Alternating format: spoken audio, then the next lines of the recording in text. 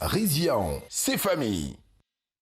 Aujourd'hui, nous parlons d'une association dirigée par une habituée des challenges handballeuses de renom. Elle a été championne de Côte d'Ivoire en 1989, médaillée d'or au championnat d'Afrique junior en 1989 au Nigeria, sacrée meilleure joueuse lors de la compétition de la coopération française à Yamoussoukro en 1992, pour ne citer que cela.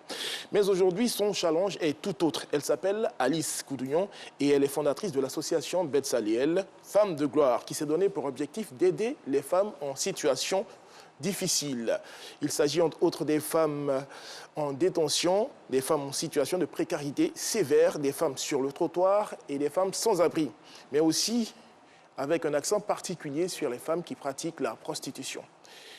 Il n'y a pas seulement que les femmes qui bénéficient de l'association Betsaliel, de leur assistance plutôt, il y a aussi notre ancienne gloire du rugby, Max Brito, que vous connaissez, je pense, qui bénéficie de la générosité de l'association Betsaliel. Alors, comme vous le voyez sur les photos, elles se promènent, elles vont voir dans les rues, d'abord en France, elles vont voir dans les rues, répertorier les femmes qui pratiquent la prostitution, essayer de les convaincre, essayer de voir comment les sortir de ce milieu et les réinsérer d'une façon un peu plus noble. Voilà. Et aussi les femmes sans abri, elles vont les rencontrer, elles leur apportent des cadeaux, des vivres et non-vivres et tout ça. C'est un peu ce que cette association fait. Et on sait que dans le monde, il y a plus de 42 millions de femmes qui se prostituent dans le monde. Pour la Côte d'Ivoire, nous n'avons pas encore de chiffres officiels, mais c'est un fléau qui prend de l'ampleur. Et voici pourquoi l'association a décidé de prendre les choses en main. Sur ces photos, nous voyons Max Brito, l'international ivoirien du rugby qui a été victime d'un accident et qui bénéficie aussi des bienfaits de cette association.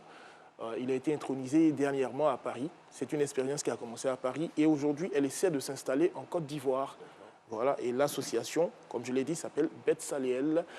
Son installation en Côte d'Ivoire reste encore à l'étape de projet à l'étape de projet. Là, elle analyse un peu le terrain, elle fait une expertise. Elle était là, elle est toujours là, elle part la semaine prochaine. On a pu la rencontrer et bavarder un peu avec elle. Voici un peu les motivations de cette association. Je pense que c'est quelque chose de louable pour la Côte d'Ivoire quand on sait que ce phénomène prend de l'ampleur avec de plus en plus de mineurs dans ce milieu. Je pense qu'il faut prendre les choses en main, c'est ce qu'elle fait.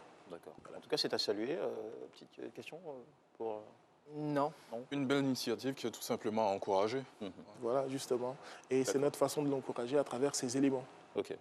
Bah écoutez, merci beaucoup. On va prendre l'avis tout en décernant des applaudissements à cette association, l'association Betsaliel.